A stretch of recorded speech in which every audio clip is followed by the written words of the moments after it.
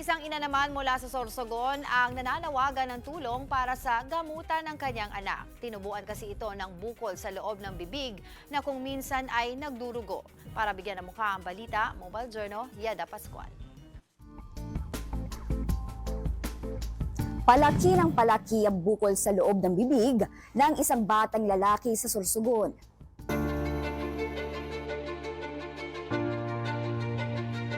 June 2022, nagsimulang tubuan ng maliit na bukol sa kanang gilagid ang 6 na taong gulang lang noon na si Chunwin.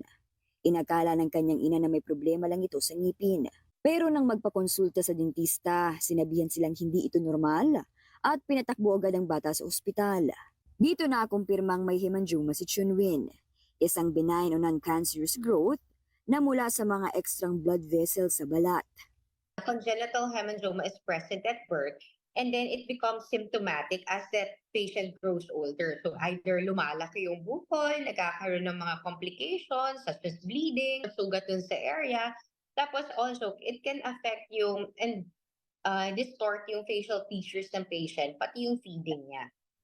May malaking birthmark sa mukha si Chunwin na ayon sa doktor ay sign na pala ng hemangioma at dapat ay natutukan noong sanggol pa ang bata. Ngayon 8 taong gulang na ang bata at ang bukol nito ay patuloy pa rin na lumalaki at madalas pa kung magdugo.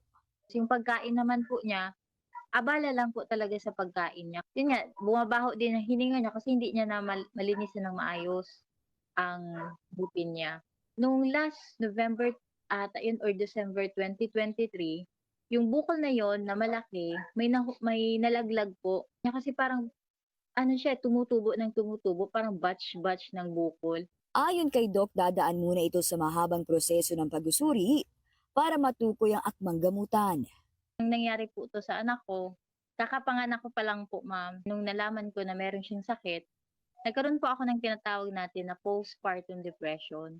At yung makita mo yung anak mo na nahihirapan pa, tapos sasabihin ng anak mo sa iyo na, "Mama, kailan mo ako ipapagamot?" Para bilang inanay po, napakasakit nun para sa akin kasi wala po talaga akong kakayahan.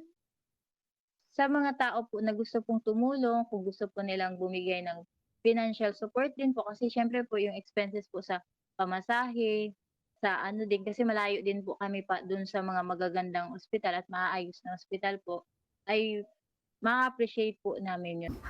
Ako po si Mobile Journal Yeda Pascual na nagpapaalala na ang bawat may karamdaman ay kailangan din ng kalinga.